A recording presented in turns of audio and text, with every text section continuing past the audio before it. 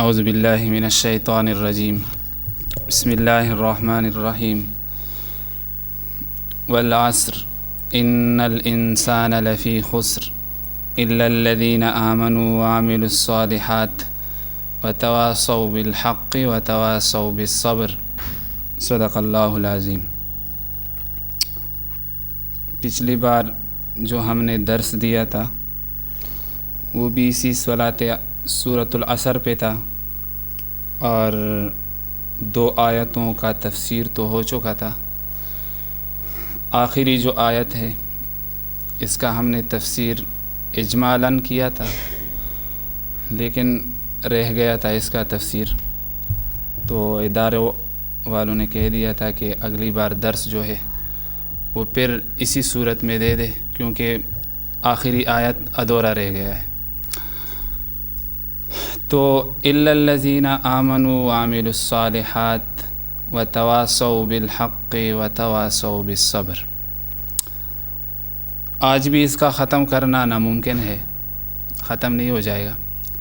امام شافعی رحمۃ اللہ علیہ کا قول ہے کہ انسانیت کے لیے، ہدایت کے لیے بس یہی ایک ہی صورت کافی ہے۔ اگر بقایا قرآن نہ بھی اترتا تو بس یہی صورت کافی تھی۔ تو اب جب یہ صورت انسان کے زندگی کے لیے کافی تھی اور انسان کے رہنمائی کے لیے یہی صورت کافی تھی، تو اس کا بیان کرنا بھی مشکل ہے نا۔ میں تو یہ کہتا ہوں کہ اگر ساری زندگی اسی کا تفسیر آدمی بیان کرتا رہے پھر بھی خلاص نہیں ہو سکتا۔ جس طرح ہم کہتے ہیں نا کہ کوزے میں سمندر کو بند کرنا، کوزے میں سمندر کو بند کرنا، تو اس کا بھی بالکل ویسے ہی مثال ہے۔ اب تک جو ہم چل رہے ہیں وہ تو صرف باہر سے تفسیر بیان کرتے ہیں، نہ تو اس میں لفظی تحقیق ہم نے بیان کیا جسے کہتے ہیں کہ صرفی تحقیق، نہ تو اس میں ہم نے نحوی تحقیق بیان کیا، نہ تو اس میں ہم نے بلاغت کا تحقیق بیان کیا، اور نہ اس میں ہم نے فصاحت کا تحقیق بیان کیا، بس صرف تفسیر اور ترجمہ پہ لگے ہوئے۔ اب بہت سارے فنون ابھی تک اس میں باقی ہے، اگر ہم اس کو بیان کریں تو ہر فن کے لیے اور ہر علم کے لیے مستقل درسوں کی ضرورت ہے جو اس میں لگیں گے۔ تو میرے بھائیوں، پھر بھی کہتے ہیں کہ نہ ہونے سے پھر بھی بہتر ہے کہ آدمی کچھ نہ کچھ قرآن پاک کا سمجھ حاصل کر لے، اور یہی وہ علم ہے جس کے ذریعے سے آدمی دنیا اور آخرت میں نجات پاتے ہیں۔ کہتے ہیں ایک مثال آپ کو دوں گا، اس کے بعد پھر شروع کرتے ہیں اور ساتھی بھی آ جائیں گے۔ ایک دور تھا، اس دور میں ایک استاد تھا، وہ شاگرد کو کبھی احادیث پڑھاتا تھا اور کبھی شاگرد کو قرآن پاک کے آیات سناتا تھا۔ تو جب احادیث پڑھ کے سناتا یا قرآن پاک کی آیت پڑھ کے سناتا تو اس کے بعد پھر یہی استاد اپنے شاگرد سے کہتے کہ جاؤ میرے شاگرد، میں نے آپ کو ایسا علم دیا کہ جس کے ایک آیت یا جس ایک حدیث کی قیمت لاکھوں اور کروڑوں سے بھی زیادہ ہے۔ تو وہ تو چھوٹے تھے، عمر سے چھوٹے تھے، ذہن سے بھی چھوٹے تھے، ان کو یہ بات دوسری طرف پہ سمجھ آ رہی تھی کہ شاید اس کا قیمت جب میں بینک پہ جاؤں گا، بازار میں جاؤں گا تو 1,00,000 2,00,000 لگے گا۔ تو سلسلہ تو چل رہا تھا حدیثوں کا بھی، درس کا بھی، اور اسی طرح سلسلہ قرآن پاک کے حفظ کا بھی چل رہا تھا۔ ایک دن ایسا آیا کہ اس شاگرد کا جوتی خراب ہو گیا، پھٹ گیا، تو وہ کسی دکان میں گیا جو جوتیاں سیتے ہیں، موچی وغیرہ، ان کے پاس چلا گیا تو ان سے کہہ دیا کہ حضرت میرا یہ جوتی آپ سی لے۔ تو انہوں نے جب دیکھ لیا کہ ایک ملنگ ٹائپ کا بچہ ہے، اس کے پاس کچھ ہوگا نہیں، تو انہوں نے کہا کہ پیسے ہے؟ انہوں نے کہا کتنے پیسے مانگو گے؟ تو اس نے کہا کہ بس 5 روپے۔ تو انہوں نے کہا کہ میں ایسا حدیث یا ایسا آیت آپ کو سنا دوں گا کہ 5 روپے کیا کہ اس کی قیمت لاکھوں اور کروڑوں سے بھی زیادہ ہوگی۔ انہوں نے وہ جوتی اٹھا کے اس کو مار دیا اور کہتے دفعہ ہو، پہلے 5 روپے لے کے آ، اس کے بعد جوتی سی کے دوں گا۔ وہ تو چلے گئے، لیکن پریشان تو تھے کہ میرا استاد مجھے جھوٹ کہہ رہا ہے یا اس کو سمجھ نہیں آیا یا مجھے سمجھ نہیں آ رہا. تو اسی پریشانی کی حالت میں دوسرے دن وہ درس میں بیٹھ گئے. اب استاد جب ان کو دیکھتے ہیں کہ مرجھائے ہوئے چہرے کے ساتھ بیٹھا ہوا ہے، جب استاد کچھ پوچھتے ہیں آگے سے جواب صحیح نہیں ملتا، کیونکہ مسئلہ اس طرح نہیں نکلا جس طرح کہ استاد کہہ رہے تھے نا.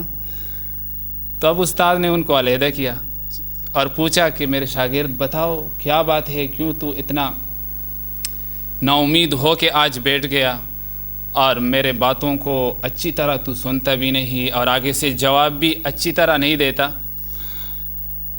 تو انہوں نے کہہ دیا کہ استاد آپ روز یہی فرماتے ہیں کہ میں نے ایسا حدیث سنایا اور ایسا آیات آپ کو یاد کرائے کہ جس کی قیمت لاکھوں اور کروڑوں سے بھی زیادہ ہے، لیکن آج میں ایک دکان میں گیا اپنی جوتی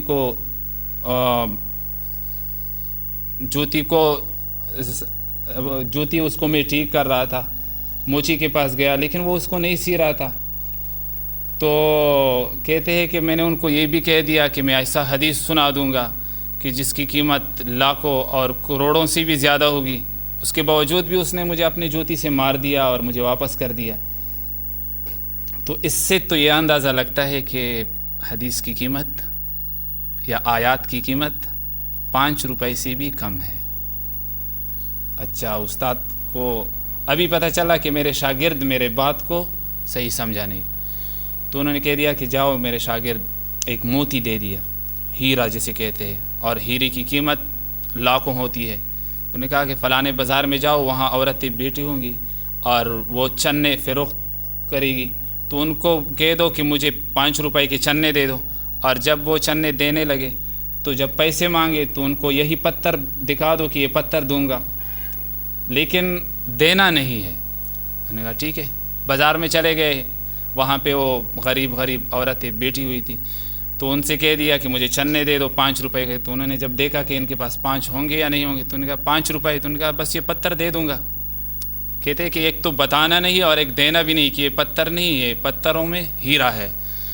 تو انہوں نے کہا جاؤ دفعہ ہو، پہلے 5 روپے لے کے آؤ، اس کے بعد میں چنے دوں گا. اچھا، پھر آیا. استاد نے کہا جاؤ ابھی سونے کے بازار میں چلے جاؤ. جب وہاں چلے گئے تو کہتے ہیں کہ ان کو بھی دینا نہیں، صرف دکھانا ہے. جب وہاں گئے انہوں نے کہا کہ مجھے سونا چاہیے، اس طرح کے لاکٹ چاہیے، فلانے. تو انہوں نے کہا کہ پھر کیا دو گے؟ انہوں نے کہا میں یہ دوں گا. جب دکانداروں نے دیکھا، جس دکان میں بھی اس نے دکھایا، ہر دکان والوں نے یہی کہا کہ بچے واپس لے جاؤ، کوئی تم کو دھوکہ دے گا.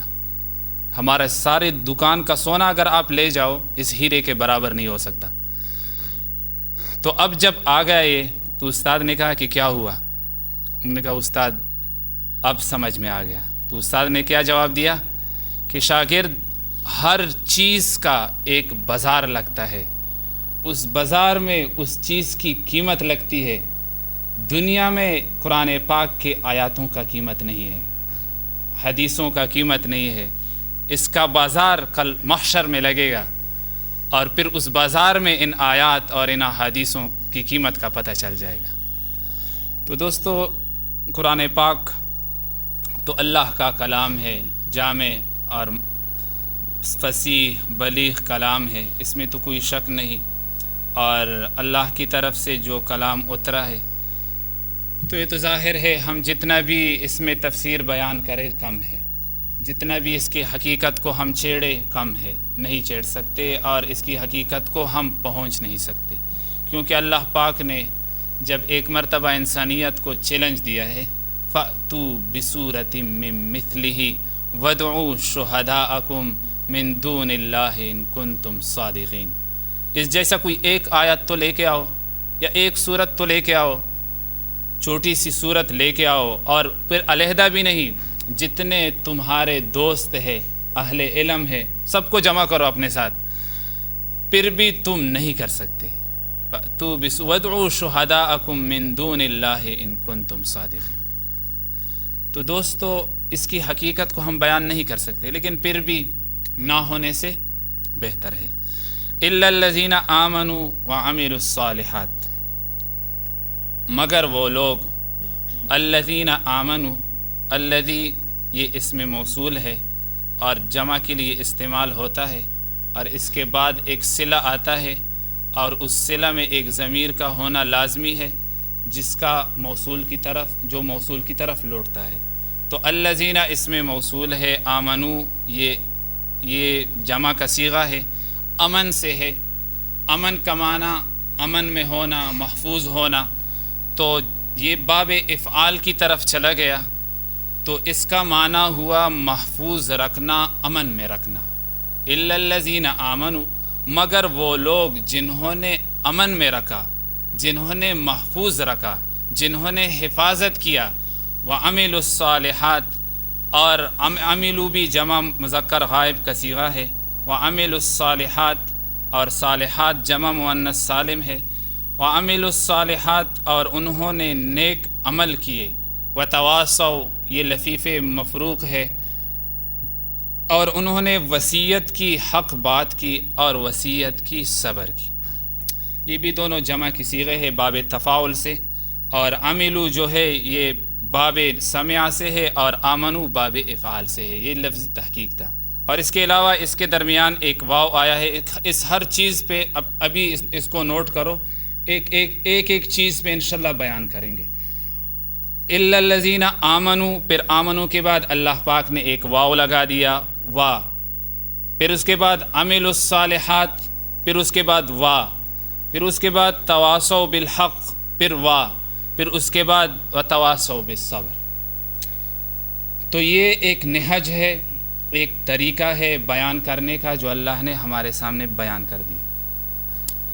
الا الذین آمنوا، مگر وہ لوگ جنہوں نے محفوظ رکھا، جنہوں نے امن میں رکھا۔ مطلب کیا کہ اللہ پاک کو، ذات باری تعالیٰ کو شرک سے اور اللہ پاک کی طرف عیوب منتقل کرنے سے اللہ پاک کو محفوظ رکھا، اللہ پاک کے ساتھ کسی کو بھی شریک نہیں ٹھہرایا، ہر طرف سے اللہ کی حفاظت کی، اور ہر طرف سے اللہ کی طرف اللہ کی توحید کی تائید کی اور اقرار کر لیا۔ اس کا معنی ہے آمنو۔ تو الا الذین آمنوا، اس سے پہلے ایمان کا تشریح ہم لوگوں نے پہلے بھی کیا تھا کہ ایمان کسے کہتے ہیں۔ ایمان کا لفظی ترجمہ، تفسیری ترجمہ جو پہلے درس میں ہم نے کیا تھا کہ ایمان کسے کہتے ہیں۔ اور اللہ پاک نے دیکھو حدیث میں جو ہم نے حدیث پیش کیا تھا پچھلے درس میں کہ جبرائیل امین آتے ہیں اور سوال پوچھتے ہیں کہ یا رسول اللہ مل اسلام اور مل ایمان اور مل احسان اور مساء، اس کے بارے میں جو جبرائیل امین سوالات پوچھتے ہیں، تو دیکھو حدیث میں، قرآن پاک میں اللہ جل شانہ نے ایمان کو مقدم کیا، اور حدیث میں نبی علیہ السلام نے اسلام کو مقدم کیا۔ تو انسانیت کو اللہ جل شانہ نے ظاہر کا پابند بنا لیا، اور اپنی طرف جو صیغہ منسوب کیا، سب سے پہلے اللہ نے ایمان کا ذکر کیا، پھر اسلام، عمل الصالحات۔ تو یہ بھی ایک قسم کا اللہ کی طرف سے ایک آگاہی ہے اور ایک خبر ہے کہ اے میرے بندو، دنیا میں اگرچہ ظاہر پہ تم چل سکتے ہو، لیکن میرے پاس جب آؤ گے تو پھر معاملہ اندر کا چلے گا۔ حضور پاک صلی اللہ علیہ وآلہ وسلم کا ارشاد ہے، حضرت عمر فاروق رضی اللہ تعالیٰ عنہ فرماتے ہیں کہ انما الاعمال بالنیات وانما لکل امرئ ما نوى فمن كانت هجرته الى الله ورسوله فهجرته الى الله ورسوله ومن كانت هجرته الى الدنيا او امرأة ينكحها فہجرتہ الی ما ہاجر الیہ۔ کہتے ہیں کہ معاملہ جو ہے وہ سارا دل پہ ہے، وہ سارا ایمان پہ ہے۔ نبی علیہ السلام فرماتے ہیں کہ اللہ پاک معاملہ جو کل فیصلہ کریں گے وہ ایمان پہ کریں گے، وہ دل پہ کریں گے۔ اور حدیث ہے ان اللہ لا ينظر الی صورکم واموالکم ولکن ينظر الی قلوبکم۔ اللہ پاک تمہارے دلوں کو دیکھتے ہیں، جتنا بھی آدمی سجدہ کرے لیکن جب دل سجدہ نہ کرے تو کوئی فائدہ نہیں. جتنا بھی آدمی دعویٰ رکھے لیکن جب دل نہ مانے تو کچھ فائدہ نہیں. تو دوستو اللہ جل شانہ فرماتے ہیں کہ ہم نے ایمان کو مقدم کیا. الا الذین آمنوا، مگر وہ لوگ جنہوں نے ایمان لایا وہ خسارے میں نہیں ہے. تو اس سے پہلے ایک توطیہ تمہید میں بیان کرتا ہوں کہ اللہ جل شانہ نے دنیا میں 4 قسم کے مخلوقات کو پیدا کیا. ایک کا نام ہے جمادات، دوسرے کا نام ہے نباتات، تیسرے کا نام ہے حیوانات، چوتھے کا نام ہے انسان. سب سے نچلا درجہ جو ہے وہ جمادات کا ہے، اس کے بعد درجہ نباتات کا ہے، اس کے بعد درجہ حیوانات کا ہے، اس کے بعد درجہ انسان کا ہے. جمادات کسے کہتے ہیں؟ کہ جو صرف وجود والے ہو، جس میں نشو و نما نہ ہو، ترقی نہ ہو، جس میں سانس نہ ہو، بس منجمد ہو ایک جگہ پہ اور ذی وجود ہو، ترقی وہ نہ کر سکے، اسے کہتے ہیں جمادات. اور نباتات کسے کہتے ہیں؟ کہ جس میں وجود بھی ہو اور اس کے ساتھ ساتھ اس میں بڑھوتری بھی ہو، جس طرح کے درخت، پودے وغیرہ جتنے ہیں. اس کے بعد تیسرا درجہ جو ہے وہ حیوان کا ہے، حیوانات کا، کہ جس میں وجود بھی ہے، نشو و نما بھی ہے، اور اس کے علاوہ ان میں سانس بھی ہے، جس کے طاقت سے وہ ادھر ادھر گھومتے پھرتے ہیں. تیسرا درجہ جو عقل کی وجہ سے، دل کی وجہ سے بڑھوتری ملی ہے، اور جو ایمان کی وجہ سے، محبت کی وجہ سے بڑھوتری ملی ہے، وہ کس کا ہے؟ وہ انسان کا ہے. کہ جس میں وجود بھی ہے، جس میں جسامت بھی ہے، جس میں نشو و نما بھی ہے، جس میں حیوانیت بھی ہے یعنی جاندار ہونا، اور اس کے علاوہ اس میں ایک دوسرا درجہ ہے جسے ہم عشق اور محبت کہتے ہیں. تو ہر نچلا اعلیٰ پہ قربان ہوتا ہے، ہر نچلا اعلیٰ پہ قربان ہے. دیکھو جمادات قربان ہے نباتات پہ، اسی طرح ہے نا. زمین کو ہم کتنے ہل چلاتے ہیں، زمین پہ کتنے پودے لگاتے ہیں، زمین پہ کتنے ہم اس میں کھدائیاں کرتے ہیں زمین میں، لیکن کچھ نہیں کہتا. قربان ہے زمین، جمادات قربان ہے کس پہ؟ نباتات پہ. پھر نباتات یہ قربان ہے کس پہ؟ حیوانات پہ. حیوانات پہ قربان ہے. یہ فصلیں ہم دیکھتے ہیں، جانوروں کے سامنے چارہ بنا کے ڈال دیتے ہیں، کچھ نہیں کہتے. پودوں کو ہم مار دیتے ہیں اپنے لیے، کوئی آگ جلاتے ہیں، کوئی لکڑیاں بناتے ہیں، کوئی الماریاں اس سے بناتے ہیں. حیوانات، نباتات قربان ہے حیوانات پہ، حیوانات قربان ہے انسان پہ. کتنے حیوانوں کو ہم ذبح کرتے ہیں، اپنے سواریوں کے لیے استعمال کرتے ہیں. سبحان الذی سخر لنا ھذا وما كنا له مقرنین. پاک ہے وہ ذات جس نے میرے لیے اتنے بڑے جانور کو مسخر کیا. ابھی اونٹ کو دیکھو اور انسان کی طاقت کو دیکھو، آسمان و زمین کا فرق ہے. وجود کو دیکھو، آسمان و زمین کا فرق ہے. لیکن ایک چھوٹا سا بچہ کیوں نہ ہو جو ابھی جس نے پیدل چلنا سیکھا ہو، اس کو بھی اونٹ کا رسی پکڑا دو، اونٹ اس کے پیچھے بھی جائے گا. تو حیوانات قربان ہے کس پہ؟ انسان پہ. پھر آخر میں کیا ہے دوستو؟ اور انسان وہ ہے جو قربان ہے رب رحمان پہ.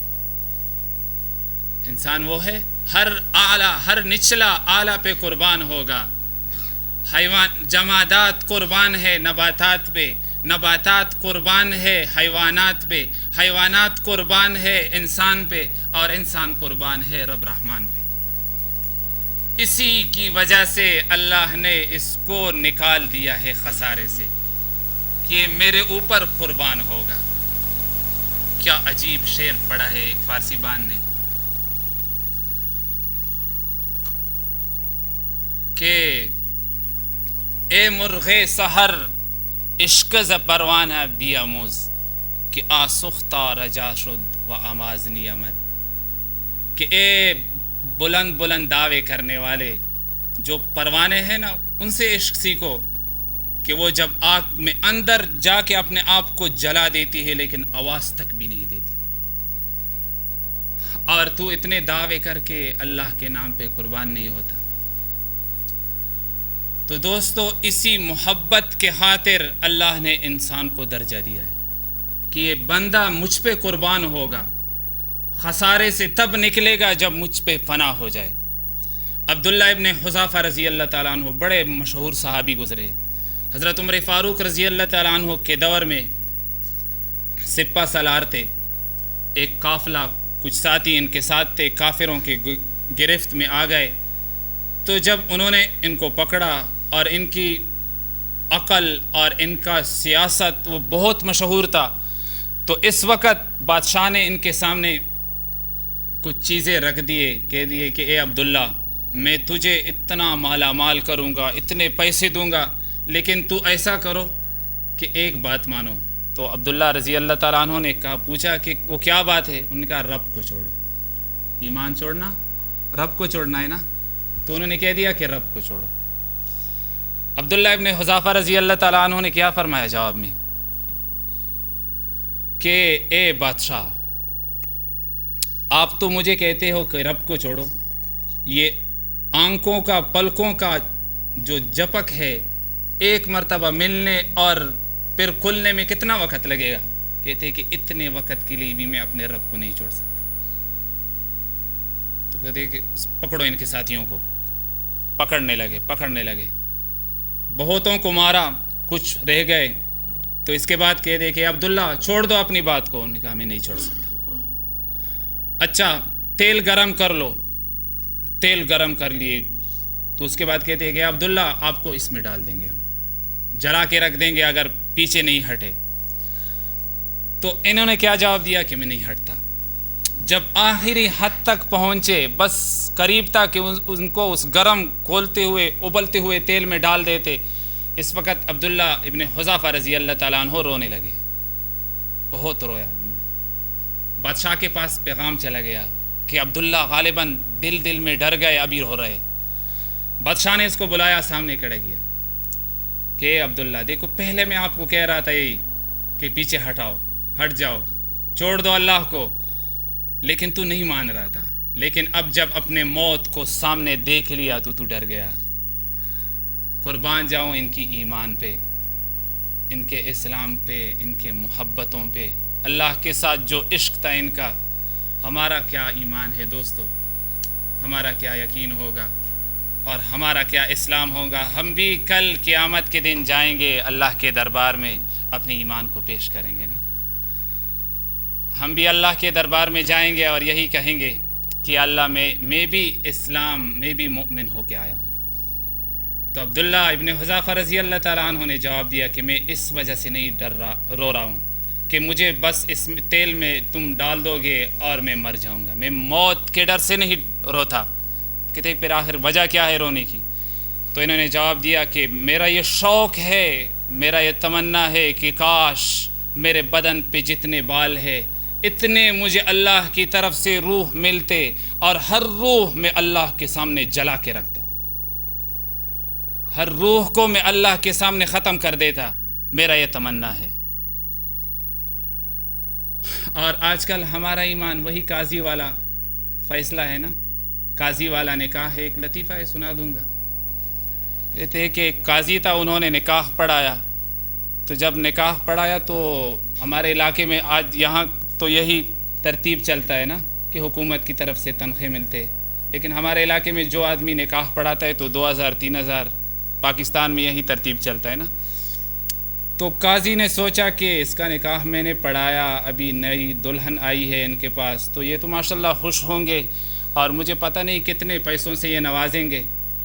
تو قاضی صاحب نے کہا کہ انہوں نے کہا قاضی صاحب کتنا فیس ہے آپ کا؟ انہوں نے کہا یہ تو آپ پہ منحصر ہے، جتنا آپ دے سکتے ہو دے دو۔ تو انہوں نے 10 روپے دیے قاضی صاحب کو۔ کتنے؟ 10 روپے دیے۔ اب قاضی صاحب نے کہا کیوں؟ انہوں نے کہا خود دیکھ لو میرے دلہن کو۔ تو وہ تو بہت بدشکل تھی۔ تو قاضی صاحب نے جب دیکھا تو انہوں نے 5 واپس کر دیے۔ قاضی صاحب نے جب دیکھا تو انہوں نے 5 واپس کر دیے۔ تو میرے دوستو، آج کل ہماری ایمان کا یہی حال ہے۔ اگر حقیقت میں اسے تولا جائے نا تو پھر یہ صحابہ کی ایمان کے ساتھ پتہ نہیں کس درجے کا ہوگا۔ حضرت ابو بکر صدیق رضی اللہ تعالیٰ عنہ کہتے ہیں کہ اتنے ایمان والے تھے کہ اللہ جل شانہ، اس وجہ سے علامہ اقبال فرماتے ہیں نا کہ خود ہی کو کر بلند اتنا کہ ہر تقدیر سے پہلے خدا بندے سے خود پوچھے بتا تیری رضا کیا ہے۔ وہ لوگ ایمان کے اس درجے کو پہنچے ہوئے تھے کہ اگر وہ اللہ کے ذات پہ قسم بھی کھاتے اللہ ان کے قسموں کو پورا کرتے۔ کہتے ہیں کہ ابو سفیان کے غالباً ابو سفیان سوری رحمۃ اللہ علیہ جو بہت مشہور بزرگ گزرے ہیں، ان کے بارے میں آتا ہے کہ ایک مرتبہ انہوں نے بادشاہ کے خلاف ایک فتویٰ جاری کیا، جس کی وجہ سے بادشاہ نے اس کے قتل کا منصوبہ بنایا۔ تو اس وقت یہ مسجد حرم میں تھے۔ ابھی دیکھو ایمان کا اتنا درجہ، محبت میں اتنے گہرے یہ لوگ گئے ہوئے تھے۔ تو کسی نے ابو سفیان سوری رحمۃ اللہ علیہ سے کہا کہ اے حضرت، آپ کے خلاف تو بادشاہ اپنے پولیس کو بلا رہے اور ابھی آپ کو قتل کر دیں گے۔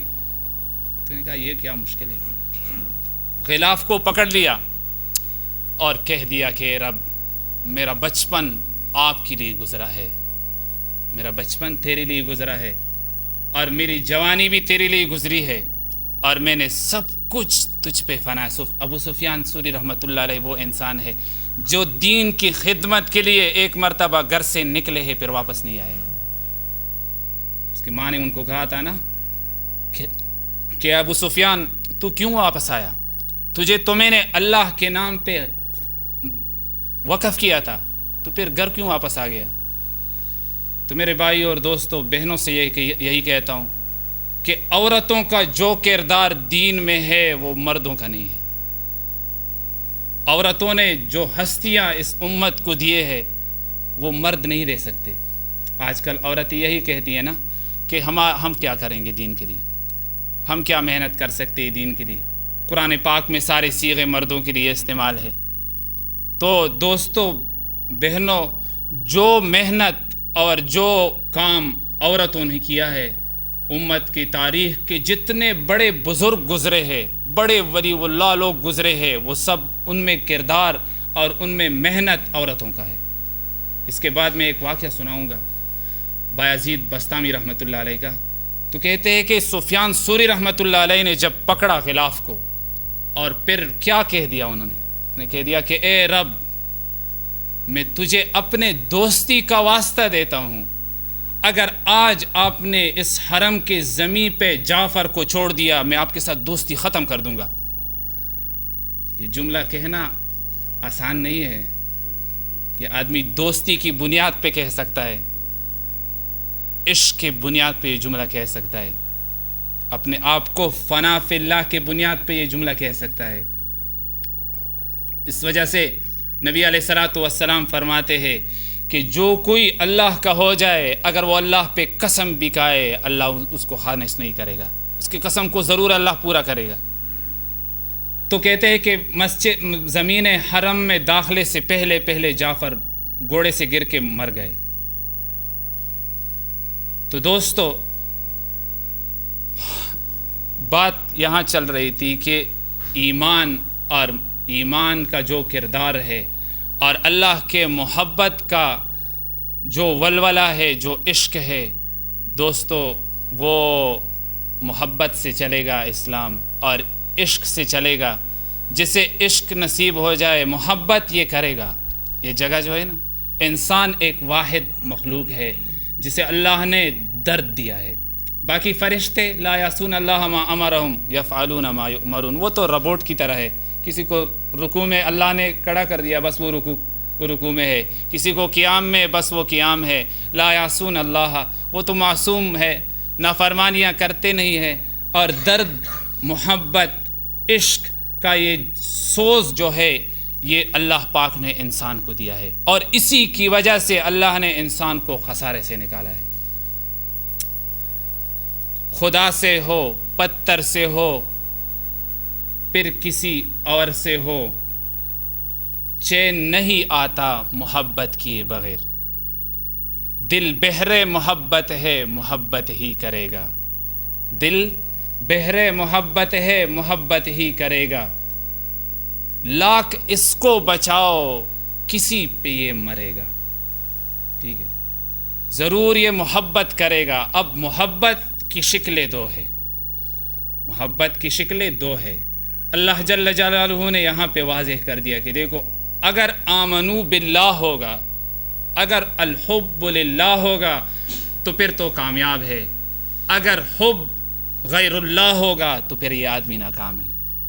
اگر غیر اللہ کی محبت یہاں چلی گئی تو پھر یہ آدمی ناکام ہے، جتنا بھی کچھ کرے کچھ نہیں ہے۔ لیکن اگر الا الذین آمنوا ہوا، الحب للہ ہوا، نبی علیہ الصلوۃ والسلام کا فرمان ہے، کہتے ہیں کہ 7 قسم کے لوگ، سبعۃ یظلھم اللہ فی ظلہ یوم لا ظل الا ظلہ، 7 قسم کے لوگ ہیں جو اللہ کے عرش کے سائے کے نیچے ہوں گے قیامت کے دن، جس دن اللہ کے عرش کے سائے کے علاوہ کوئی دوسرا سایہ نہ ہوگا۔ تو دیکھو، یہ حدیث میں پیش کرتا ہوں، لیکن اس میں ہر قسم، ہر فرد، ہر فریق وہ حب للہ والا ہے۔ پہلا دیکھو، الامام العادل، تو عدل آدمی کس وجہ سے کرتا ہے؟ اللہ کے حکم کی وجہ سے کرتا ہے نا، اپنے معشوق کی وجہ سے آدمی انصاف کرتا ہے۔ اعدلوا هو اقرب للتقوی، الامام العادل، رجل شاب نشأ فی عبادت ربہ، ایک وہ آدمی جو نوجوان ہو اور رب کی عبادت میں اپنی زندگی کو ختم کر دے، نوجوانی ختم کر دے۔ تیسرا، رجل، تو عبادت کرنا کس کا ہے؟ معشوق کا ہے نا، الحب للہ ہے نا، الحب مع اللہ ہے نا۔ تو تیسرا جو ہے وہ کون ہے؟ رجل قلبہ معلق فی المساجد، ایک وہ آدمی جس کا دل اللہ کے گھروں کے ساتھ لگا ہوا ہو۔ تو یہ بھی کس کے لیے ہے؟ یہ بھی اللہ کے لیے ہے نا۔ چوتھا، وہ آدمی، وہ 2 آدمی جو اللہ کے لیے محبت کرے، تحابا فی اللہ اجتماع علیہ وتفرق علیہ، جو اللہ کے لیے ایک جگہ پہ جمع بھی ہوتے ہو اور اللہ کے لیے ایک دوسرے سے جدا بھی ہوتے ہو۔ تیسرا، وہ آدمی، رجل دعت طلبت ہو امرأۃ ذات منصب و جمال فقال انی اخاف اللہ، ایک وہ آدمی جسے نسب اور جمال والی عورت دعوت دے دے اور وہ کہہ دے کہ مجھے اللہ کا ڈر ہے۔ اور اس کے بعد کیا ہے؟ ایک وہ آدمی جو اللہ کا ذکر کرتا ہو، رجل ذکر اللہ خالیا ففازت عیناہ، ایک وہ آدمی جو خالی ہو کے اللہ کو یاد کرتا ہو اور پھر اس کے بعد کیا ہو؟ وہ اس کے آنکھوں سے آنسو جاری ہو، وہ روتا ہوا اللہ کو یاد کرتا ہو۔ تو دیکھو، ہر پہلو میں، ہر چیز میں الحب مع اللہ چھپا ہوا ہے۔ اللہ کی محبت کی وجہ سے انسان کل قیامت کے دن بھی نجات پائے گا۔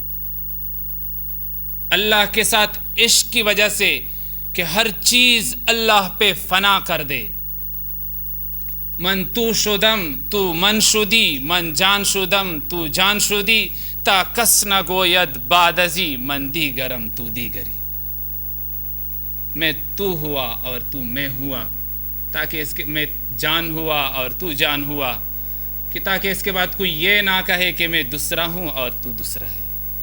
میرا سب کچھ تو ہے اور سب کچھ تیرا ہے۔ ان اللہ اشتری من المؤمنین انفسهم واموالهم بان لهم الجنہ، مؤمنوں کے ساتھ، مسلموں کے ساتھ نہیں، کس کے ساتھ؟ مؤمنوں کے ساتھ، جو لوگ اللہ کی محبت میں اپنے آپ کو پیش کرے، نظر کر لے، ان کے ساتھ۔ مؤمنین کی تفسیر ہم نے کر دی نا، کہ بے شک وہ لوگ جنہوں نے ایمان لایا، ایمان والے ہیں، ان کے ساتھ اللہ کہتے ہیں کہ میں نے سودا کیا ہے کہ وہ اپنے جان و مال کو میرے نام پہ ختم کریں گے۔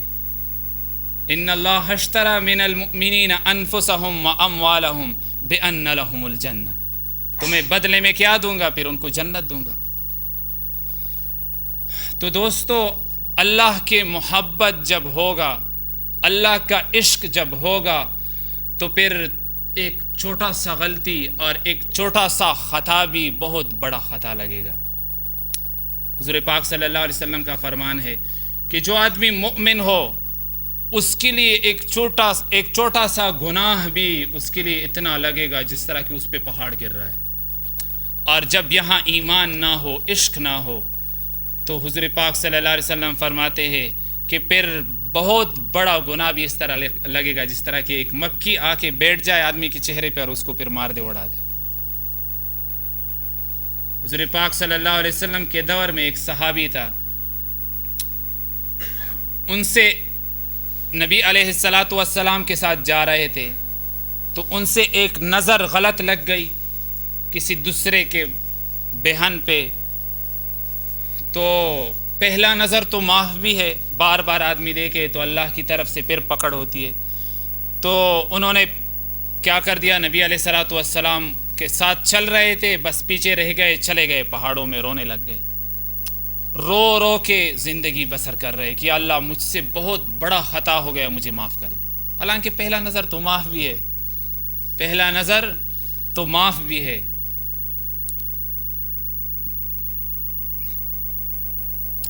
تو کہتے ہیں کہ جب وہ رونے لگے، کچھ عرصہ گزرا، نبی علیہ السلام نے صحابہ سے پوچھا کہ کہاں ہے وہ ساتھی، وہ انصاری ساتھی؟ کہا وہ تو پتہ نہیں ان کو کیا ہو گیا، وہ تو بس روتے ہیں، پہاڑوں میں رہتے ہیں، گھر بھی نہیں آتے۔ نبی علیہ السلام نے صحابہ کو ان کے پیچھے بھیج دیا۔ حضرت ابوبکر صدیق، حضرت عمر فاروق رضی اللہ تعالیٰ عنہ دونوں چلے گئے، ان کو تلاش کر کے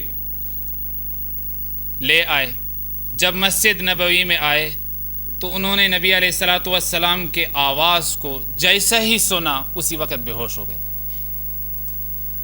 تو اس کے بعد پھر وہ گھر میں لے گئے، پھر اس کے بعد بیمار ہو گئے، ایسی بیماری جو مرض الموت تک، بس اس کو لے گئے موت تک۔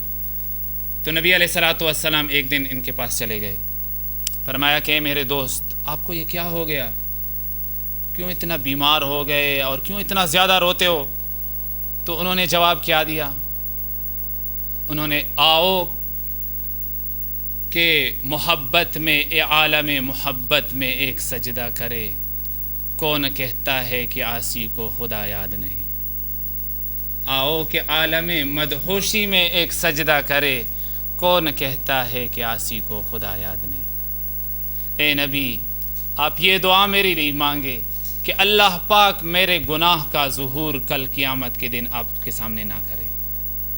میں اسی درد کی وجہ سے، اسی غم کی وجہ سے میں رو رہا ہوں، اور اسی غم کی وجہ سے میں دنیا سے جا رہا ہوں۔ ابھی وہ گناہ کتنا ہوگا؟ کہتے ہیں کہ نبی علیہ السلام کے گود میں انہوں نے سر رکھ کے دنیا سے پرواز کر لیا۔ حضرت عمر فاروق رضی اللہ تعالیٰ عنہ کے دور میں قحط سالی آ گئی، تو عمر فاروق رضی اللہ تعالیٰ عنہ نے مصر کا جو گورنر تھا عمر ابن العاص رضی اللہ تعالیٰ عنہ، ان کے پاس پیغام بھیجا کہ اے عمر، ایسا کرو کہ عرب، یہاں ممالک میں، ہمارے سعودی عرب کے ملک میں قحط سالی ہے، کئی عرصہ سے کچھ ملتا نہیں، حتیٰ کہ جانوروں کو بھی کچھ ملتا نہیں، تو ایسا کرو کہ وہاں سے کچھ امداد ہمارے لیے بھیج دو۔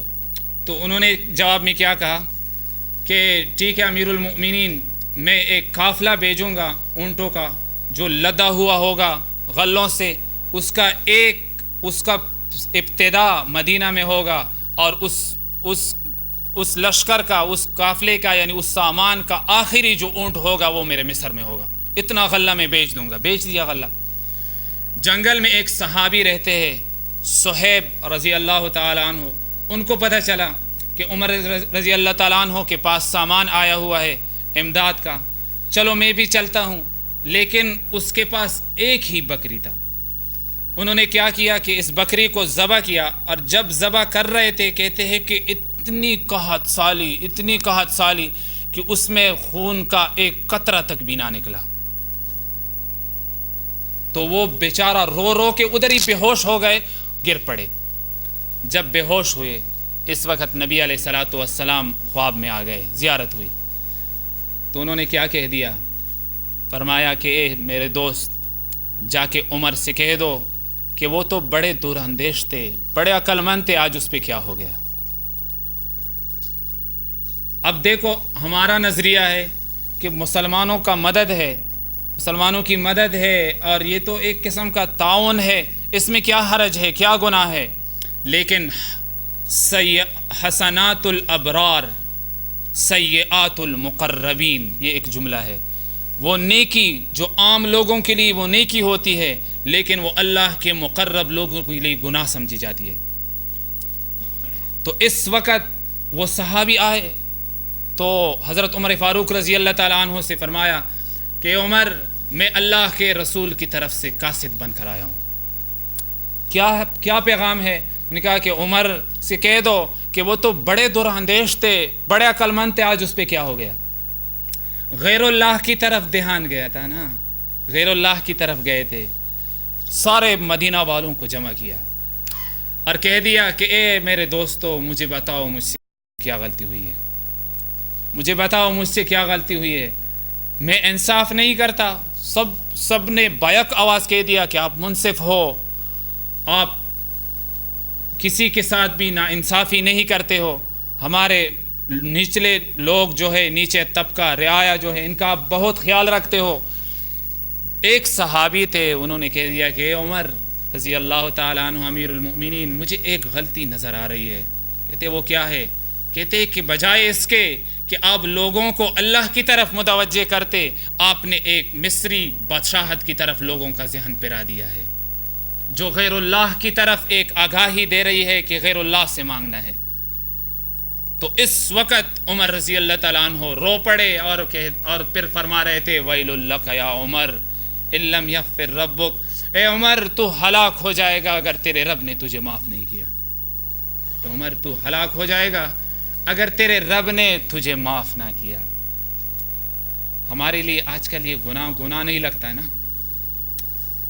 ہمارے لیے یہ گناہ ہی نہیں لگتا، اور ہم اس کو گناہ بھی شمار نہیں کرتے۔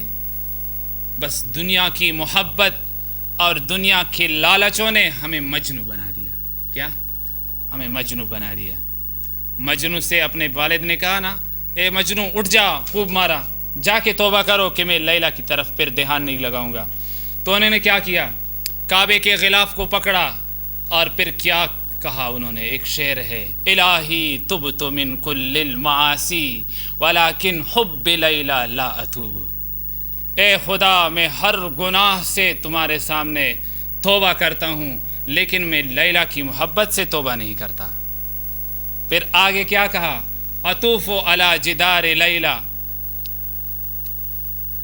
اطوف علی جدار لیلا اقبل ذل جداری و ذل جداری، کہ میں تو لیلا کے گھر کا دیواروں کا طواف کرتا ہوں اور پھر ان کی دیواروں کو میں چومتا ہوں۔ تو پھر کیا کہا؟ پھر آگے کیا کہا کہ وما حب الدیار شغفن قلبی، اور ان کے دیواروں نے میرے دل کو مجنون نہیں بنایا، ولیکن حب من سکن الدیار، مگر اس کے محبت نے مجھے اندھا کیا جو اس گھر کے اندر رہ رہی ہے۔ تو آج کل ہمارے دلوں کو اندھا کس نے کیا ہے؟ اس دنیا کے محبت نے، دنیا کے حرص نے، دنیا کے لالچ نے ہمیں اندھا کر دیا ہے، کچھ پتہ ہمیں نہیں چلتا۔ نبی علیہ الصلوۃ والسلام کا ارشاد ہے کہ آخری دور ایک ایسا آئے گا، بادرو، تم لوگ دوڑ لگاؤ، اللہ کی محبت میں دوڑ لگاؤ، فَسَتَكُونُ فِتَنٌ، اے میرے امت ایک ایسا فتنوں کا ایک طوفان آئے گا، یصبح الرجل مؤمنا ویمسی کافرا، صبح آدمی مؤمن ہوگا، شام کو آدمی کافر ہوگا، ویمسی مؤمنا ویصبح کافرا، شام کو مؤمن ہوگا اور صبح کو کافر ہوگا۔ پھر آگے کیا فرمایا؟ یبیع دینہ بغرض من الدنیا، دنیا کے واسطے اپنے دین کو فروخت کرتے رہیں گے یہ لوگ، دین کے سودے کریں گے۔ آج سودے اٹھ رہے ہیں نا، سب سے زیادہ بے وفائی جو ہم کرتے ہیں رب سے کرتے ہیں، سب سے زیادہ جو ہم نفرت کرتے ہیں، دیکھو دوستو حقیقت میں وہ ہم قرآن سے کرتے ہیں۔ اجماعی بات کر رہا ہوں، انفرادی لوگ محسوس نہ کرے، بے ادبی معاف، لیکن اجتماعی طور پر اسلام کے لوگوں کو دیکھو، سب سے زیادہ جو بھاگ رہے ہیں، جو چھوڑ رہے ہیں، وہ قرآن کی زندگی کو چھوڑ رہے ہیں، رب کی محبت کو وہ لوگ چھوڑ رہے ہیں۔ جس نے سورج، علامہ اقبال کیا فرماتے ہیں، جس نے سورج کی شعاؤں کو چھپا لیا، شب تاریک زندگی کا سحر وہ پا نہ سکا۔ ٹھیک ہے، ایک آدمی تھا نا، ایک آدمی تھا، گھر کے باہر لگا ہوا تھا، پیسے تلاش کر رہا تھا، مٹی میں لگا ہوا ہے، پیسے ڈھونڈ رہا ہے۔ ایک آیا، کیا کر رہے ہو؟ پیسے ڈھونڈ رہا ہوں۔ چلو وہ بھی لگ گئے اس کے ساتھ۔ دوسرا آیا، کیا کر رہے ہو؟ پیسے تلاش کر رہا ہوں۔ تیسرا آیا، کیا کر رہے ہو؟ پیسے تلاش کر رہا ہوں۔ سب لگے ہوئے ہیں۔ ایک تھوڑا سا عقل مند آیا، انہوں نے کہا کیا کر رہے ہو؟ انہوں نے کہا پیسے تلاش کر رہے ہو۔ انہوں نے کہا تم سے گرا کدھر ہے؟ انہوں نے کہا گھر کے اندر۔ کدھر؟ گھر کے اندر۔ اور تلاش کدھر کر رہا ہوں؟ گھر کے باہر۔ آج کل ہمارا بھی یہی ہے، جو کامیابی کا معیار اللہ نے رکھا تھا ہم نے اس کو چھوڑ دیا، دوسری جگہ ہم تلاش کر رہے ہیں۔ اس وجہ سے اللہ پاک فرماتے ہیں کہ جب اے انسان تو غیر اللہ کی طرف چلا جائے گا اور اپنے مذہب کو چھوڑے گا، طرز و طریقہ قرآن والا چھوڑے گا، تو یہ سن لو کہ تو پھر غیروں کا غلام بن جائے گا، تو پھر غیروں کا غلام بن جائے گا، پھر تو در در پہ سجدہ کرے گا، در در پہ سجدہ کرے گا۔ آج مسلمان کتنے نیچے آ گئے۔ ایک دور تھا مسلمانوں کا جو ایک آواز پہ قلعے کو توڑ دیتے تھے، جو ایک آواز پہ، محبت پہ، بادشاہ کیا بڑے بڑے لوگ ان کے سامنے جھک جاتے تھے۔ ہرقل نے 7,000 کے سامنے کتنے فوج کو پیش کیا، لیکن سب ہار گئے۔ پھر ہرقل نے اپنے سپہ سالار سے پوچھا کہ بتاؤ کیا وجہ ہے، تم کیوں ہارے؟ انہوں نے ایک جملہ کہا۔ وہ جملہ کیا ہے؟ کہ ہمارا سامنا ایسے لوگوں کے ساتھ ہے۔ دیکھو غیر مذہب لوگ بھی یہی عقیدہ رکھتے تھے۔ میرے دادا صاحب فرماتے تھے کہ پہلے ہندو میں بھی اتنا دین کے بارے میں اتنا قدر، اتنا عظمت تھا کہ کہتے ہیں کہ ہمارے دور میں جب پاکستان ہندوستان ایک تھا، اس وقت جب ایک ہندو اپنے شادی بیاہ میں جب وہ ڈھول بجاتے تھے، لیکن جب مسلمانوں کی عبادت گاہ کے جگہ پر آ جاتے تھے تو قافلے والے کہتے تھے کہ رک جاؤ، ابھی ڈھول مت بجاؤ کیونکہ مسلمانوں کا عبادت گاہ ہے، اس پہ گزر کے آگے بجاؤ پھر۔ لیکن آج مسلمان مسجد کے اندر ہی بجا رہے ہیں۔ ہمارا یہ حال ہے آج کل کہ آج مسلمان تو ایک ہندو سی بھی ایک نچلا سوچ رکھتا ہے، ایک رویہ رکھتا ہے، ایک طرز رکھتا ہے۔ تو اس وقت ہرقل نے اس سپہ سالار سے پوچھا کہ کیا وجہ ہے، تم کیوں ہارے؟ انہوں نے جواب دیا، کچھ جملے کہے ہیں، وہ جملے تاریخ کی کتابوں میں محفوظ ہے، مسلمانوں کو آگاہی دے رہے، بتا رہے کہ دیکھو حقیقی کامیابی جو ہے وہ اللہ کی ذات میں ہے۔ وہ کیا کہتے؟ یقومون اللیل الیسوا بمثلکم، وہ تمہارے جیسا نہیں تھے کہ تم ان سے ہار گئے؟ تو انہوں نے کہا کیوں نہیں، ہمارے جیسے تھے، بشر تھے، لیکن ان کا کام کیا تھا؟ یقومون اللیل، وہ رات کو اللہ کے سامنے روتے تھے، وہ رات کو اللہ کے سامنے روتے تھے، کھڑے ہوتے تھے۔ وَيَصُومُ النَّهَارِ، اور وہ دن کو پھر روزہ رکھتے تھے۔ یأمرون بالمعروف، وہ لوگوں کو اچھی باتوں کی دعوت دیتے ہیں۔ وَيَنْهَوْنَ عَنِ الْمُنْكَرِ، اور لوگوں کو بری باتوں سے منع کرتے ہیں۔ پھر آگے کیا فرمایا؟ وَيَتَنَاصَفُونَ بَيْنَهُمْ، اور پھر آپس میں بڑے انصاف سے پیش آتے ہیں، محبت سے پیش آتے ہیں۔ یہ ایک ہندو کا ایک قول ہے، ایک غیر مسلم کا ایک قول ہے، جو ہمارے کامیابی کے بارے میں جو ان کا نظریہ ہے۔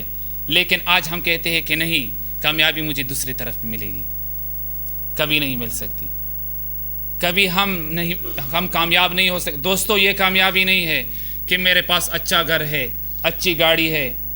اجتماعی طور پر سوچو کہ مسلمان کتنے ذلیل ہو رہے، ایک افراد کی بات نہیں ہے۔ جماعت کی طرف سوچو کہ جماعت کتنا نیچے آ رہا ہے، مسلمانوں کا دن بدن حالات کتنے خراب ہو رہے۔ سب سے بدنام ملک کون سا ہے؟ سب سے بدنام ملک کون سے ہے؟ اسلامی ممالک ہے، جس میں نہ عدل ہے، نہ صدق ہے، نہ دیانت ہے۔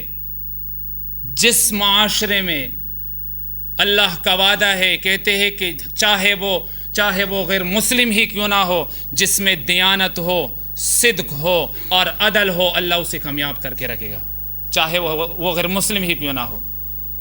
اور جس میں یہ تین چیزیں نہ ہو، اللہ پاک ان کو ذلیل کرے گا، چاہے مسلم ہی کیوں نہ ہو۔ تو دوستو، ایمان اور اللہ کے نام پہ اپنے آپ کو ختم کرنا یہ اصل ہے۔ حارث رضی اللہ تعالیٰ عنہ نبی علیہ الصلوۃ والسلام کے پاس آئے، انہوں نے کہہ دیا، نبی علیہ الصلوۃ والسلام پوچھ رہے، یا حارث کیف اصبحت، یا حارث کیف اصبحت، اے حارث تو نے کس حال میں صبح کیا؟ انہوں نے جواب کیا دیا، بی ایمان کامل، میں نے اس حال میں صبح کیا کہ میرے پاس کامل ایمان ہے، میرے پاس کامل ایمان ہے۔ تو نبی علیہ الصلوۃ والسلام نے فرمایا کہ جو کوئی جو دعویٰ کرتا ہے اس کا دلیل بھی ان کے پاس ہونا چاہیے۔ کیا دلیل ہے تمہارے پاس تمہاری ایمان کا؟ قربان جاؤں صحابہ کی ایمان پہ۔ عمر فاروق رضی اللہ تعالیٰ، دوسرا واقعہ یاد آیا، عمر فاروق رضی اللہ تعالیٰ عنہ فرماتے ہیں کہ اگر جنت اور جہنم سے پردے ہٹا دیے جائے پھر بھی عمر کی ایمان میں ایک ذرہ برابر بھی فرق نہیں آئے گا۔ نبی علیہ الصلوۃ والسلام ان سے کہتے ہیں کہ عمر، اگر قبر میں ایک فرشتہ آپ سے سوال کرے جس کا آواز ایسا ہو جس طرح کی یہ بجلی گرتی ہے، تو آپ کیا جواب دو گے؟ اور اس کا شکل بہت بد شکل ہو اور بڑے ڈراؤنی آواز میں وہ آپ سے پوچھے مر ربک، تو کیا جواب دو گے؟ تو نبی علیہ الصلوۃ والسلام سے کیا فرماتے ہیں کہ یا رسول اللہ، آیا میرا یہی ایمان ہوگا؟ نبی علیہ الصلوۃ والسلام نے فرمایا ہاں یہی ایمان ہوگا اے عمر۔ تو انہوں نے کیا جواب دیا کہ اے حضور پھر بے فکر رہیے۔ عمر ان کو کیا جواب دیں گے؟ تو کہتے ہیں کہ جب وفات ہو گئے، کس صحابی نے خواب میں دیکھا، عمر رضی اللہ تعالیٰ عنہ فرشتوں کو کیا جواب دیتے ہیں کہ تم بھی عجیب سوال کرتے ہو، جس رب کو میں نے 2 ہاتھ اوپر نہیں بلایا، 2 ہاتھ نیچے آ کے اس کو کیسے بلا دوں؟ 2 ہاتھ نیچے آ کے اس کو کیسے بلا دوں؟ یہ ہے ایمان۔ تو حارث رضی اللہ تعالیٰ عنہ سے نبی علیہ الصلوۃ والسلام پوچھ رہے کہ حارث تمہارے پاس کیا دلیل ہے ایمان کا کہ میرے پاس ایمان ہے؟ تو حارث رضی اللہ تعالیٰ عنہ نے جواب دیا کہ یا رسول اللہ، دلیل تو میرا یہ ہے کہ میں پوری رات اللہ کی عبادت میں مشغول رہتا ہوں، اور آدھی رات جنت میرے سامنے آتی ہے ان کی نعمتوں میں، اس کی نعمتوں میں میں چکرے لگاتا ہوں، ادھر ادھر گھومتا ہوں اس کے باغات میں، اور پھر آدھی رات جہنم میرے سامنے ہوتی ہے، اس کی وجہ سے میں روتا ہوں، تو اور دن کو میں روزہ رکھتا ہوں۔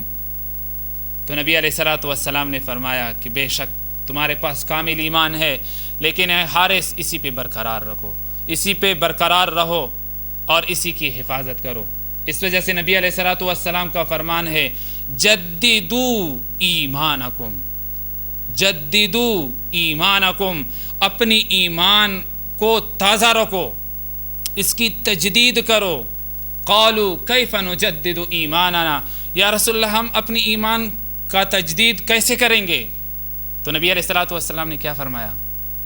اکثروا ذکر لا الہ الا اللہ، اللہ سے ہونے کا اور مخلوق پہ نہ ہونے کا ضرب اپنے دل پہ لگاتے رہو، تاکہ تمہارا دل غیر اللہ کی طرف مائل نہ ہو جائے، تمہارا یہ دل یہ غیر اللہ کی طرف مائل نہ ہو جائے، کیونکہ یہی دل سارے وجود کا بادشاہ ہے۔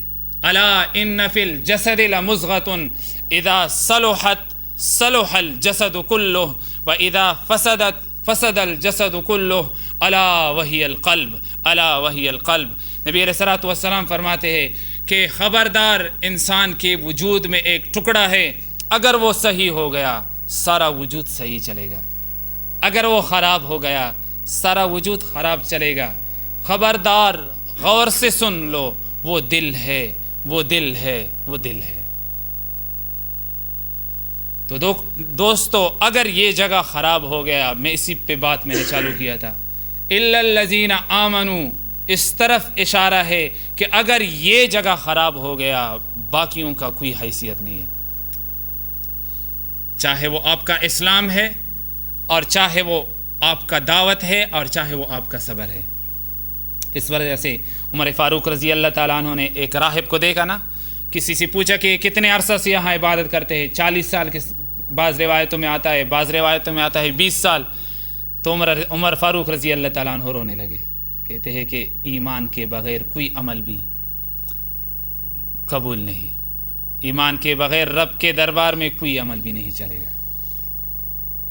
تو دوستو ایمان کا ایک جز یہ ہے الحب مع اللہ، ایمان کا دوسرا جز الحب مع الرسول، رسول اللہ صلی اللہ علیہ وسلم سے محبت۔ یہ ایمان کے دو جز ہے،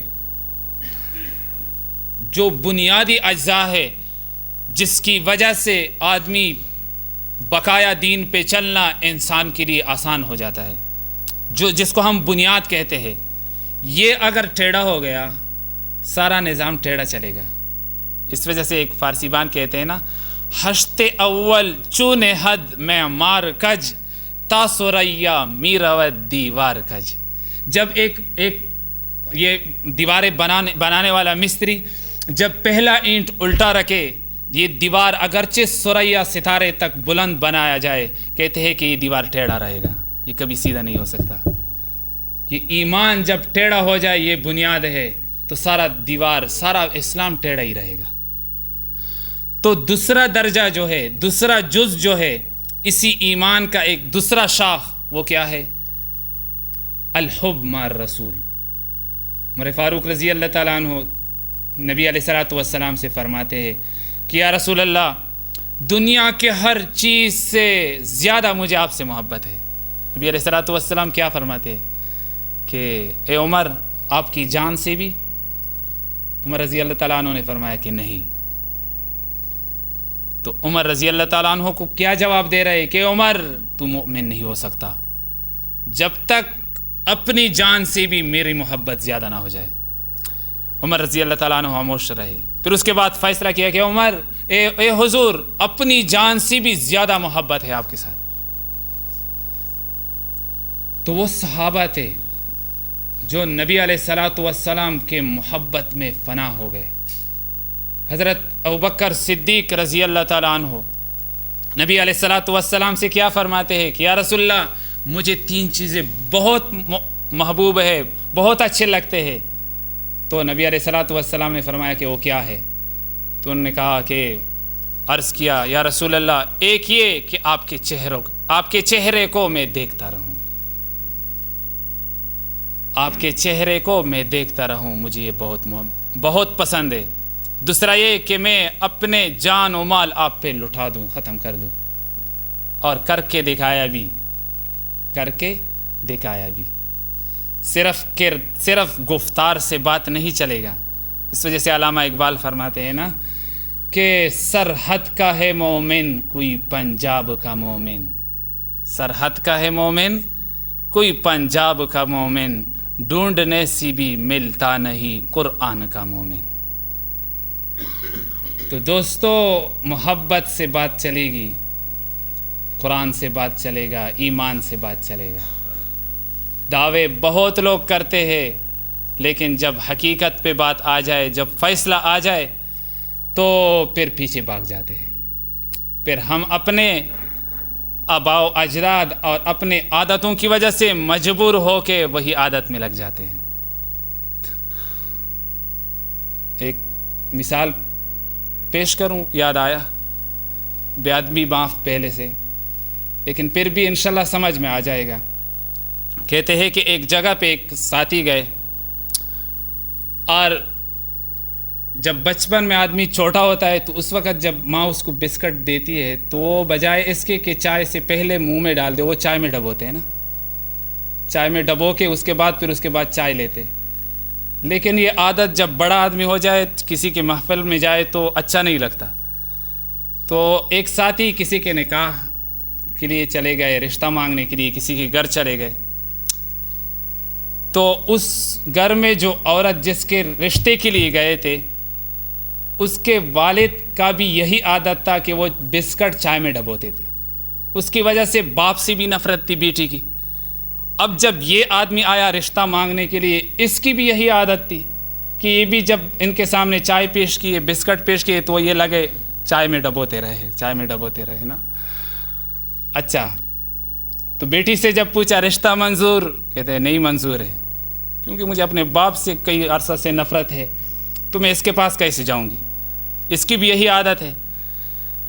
تو جب جانے لگے تو اس بندے کو تو پتہ تھا کہ میرا یہ بننے والا جو سسر ہے اور یہ میرا بننے والا جو داماد تھا لیکن خراب ہو گیا. ٹھیک ہے، انہوں نے کہا کہ میرے خراب ہونے والے داماد، رشتہ بنا یا نہ بنا لیکن چائے میں بسکٹ ڈبونے کا کچھ الگ مزہ ہے.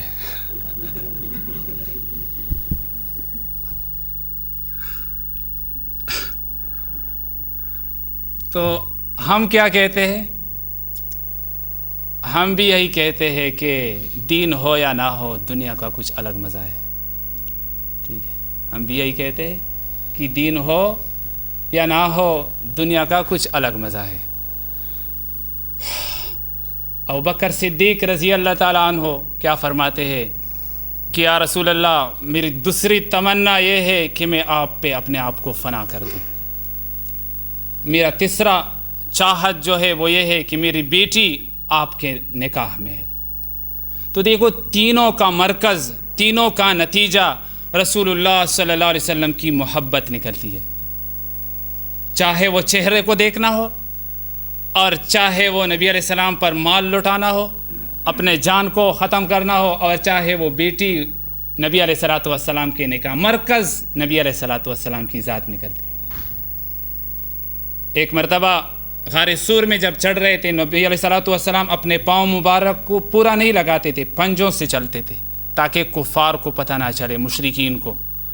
تو ابوبکر صدیق رضی اللہ تعالیٰ عنہ نے جب دیکھا کہ نبی علیہ الصلوۃ والسلام اپنے پاؤں پورا نہیں لگاتے، تو کہ فرمایا کہ حضور آ جاؤ، میرے کندھے پہ سوار ہو جاؤ، میں آپ کو اوپر لے جاؤں گا. یہ ہے محبت، یہ ہے عشق.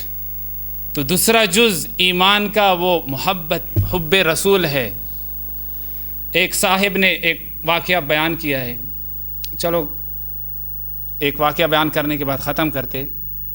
اگر شوق ہو تو پڑھتے جائیں گے اس طرح، لیکن پھر بھی کہتے ہیں کوئی آتا رہے گا، کوئی جاتا رہے گا، ہمارا محفل اسی طرح سجتا رہے گا. ٹھیک ہے، یہ تو دین ہے، اس کے سننے میں بھی مزہ اور اس کے سنانے میں بھی اور سنانے میں بھی مزہ ہے. کیونکہ معشوق کا نام، معشوق کی کارگزاریاں چل رہے ہیں نا، چاہے وہ اللہ ہے چاہے وہ رسول ہے. اس کے نہ تو سننے سے ایک واحد ایک قرآن ہے جس کے سننے سے آدمی نہیں تکتا، نہ تو اس کے پڑھنے سے آدمی تکتا ہے، باقی جتنی بھی چیزیں ہیں سب سے آدمی تک جاتا ہے. تو ایک ساتھی نے، ایک بڑے بزرگ نے اپنے کتاب میں حب رسول کا ایک واقعہ لکھا ہے. کہتے ہیں کہ ہم مدینہ میں چلے گئے، تو مدینہ میں جب ہم گئے، وہاں پہ ایک چھوٹے بچے کو میں روز دیکھتا ہوں کہ وہ کچرے کے ڈبے کی طرف روز آتے ہیں. وہاں سے جو لوگوں نے کھانا پھینکا ہو، کچھ چاول پھینکے ہو، وہ وہاں سے اٹھا کے لے جاتا ہے.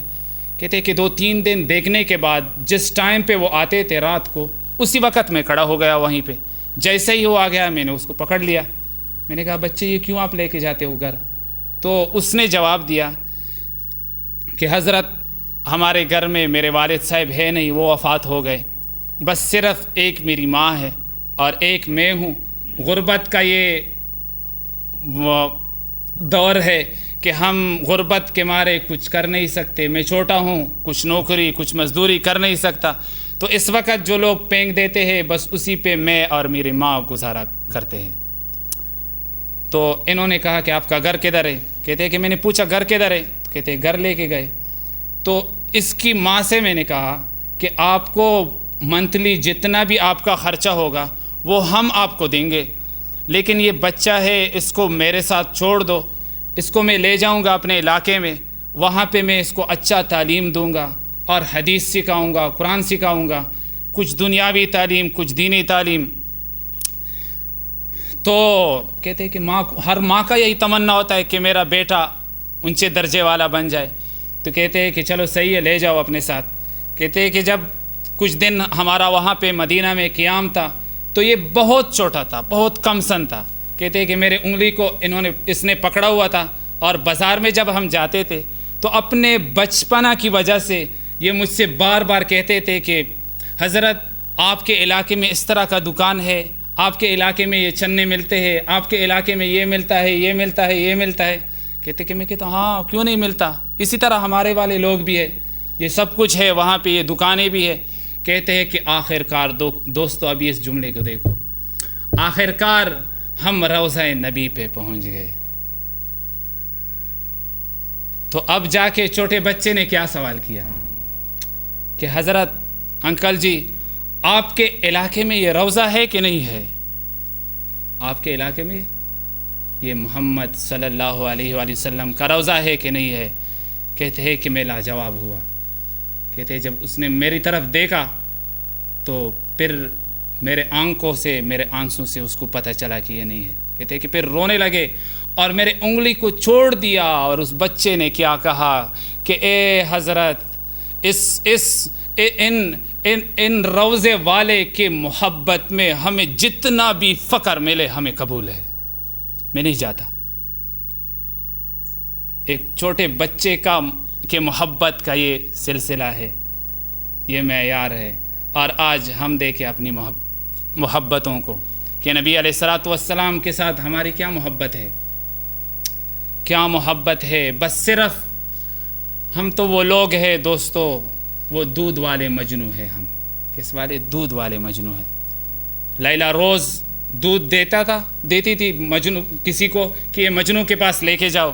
وہ رستے میں کوئی دودھ والا مجنو مل جاتا، وہ پی جاتا. کون ہے تو؟ مجنو ہوں، بس پی جاتا.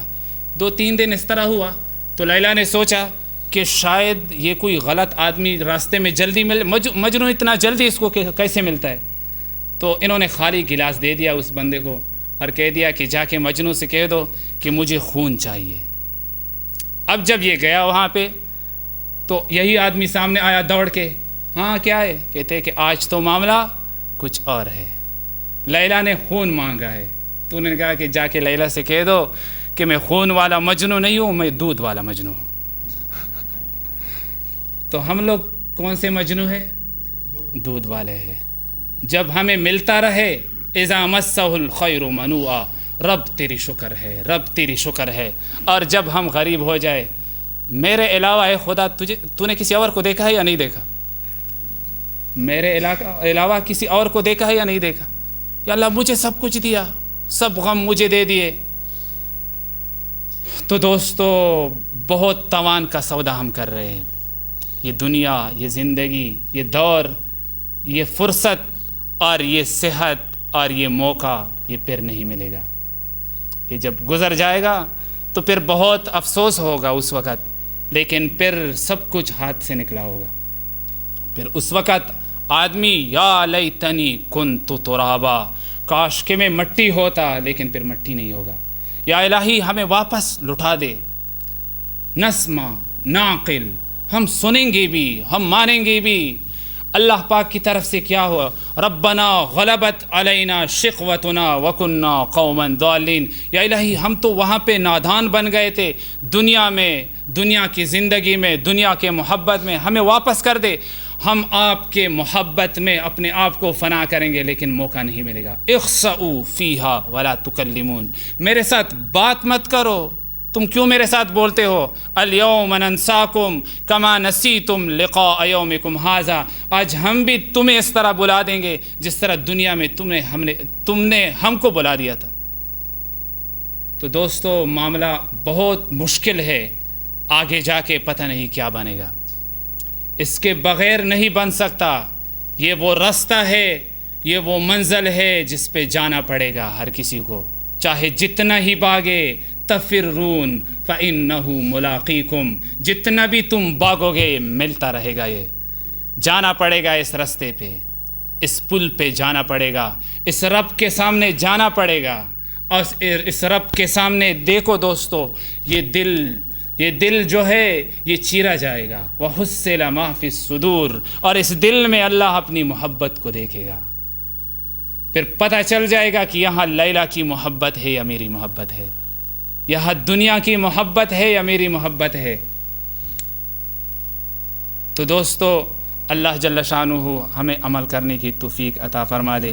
اِلَّا الَّذِينَ آمنوا پہ کچھ نہ کچھ تفسیر ہو گیا، عملوا الصالحات یہ بھی باقی رہ گیا، یہ بھی مجھ پہ قرضہ ہے، اور وتواصوا بالحق یہ بھی قرضہ شمار کر لو، وتواصوا بالصبر، پھر کبھی موقع ملے تو انشاءاللہ کوشش کریں گے تاکہ اس کا تفسیر بھی پورا کر لیں۔ وآخر دعوانا ان الحمد للہ رب العالمین۔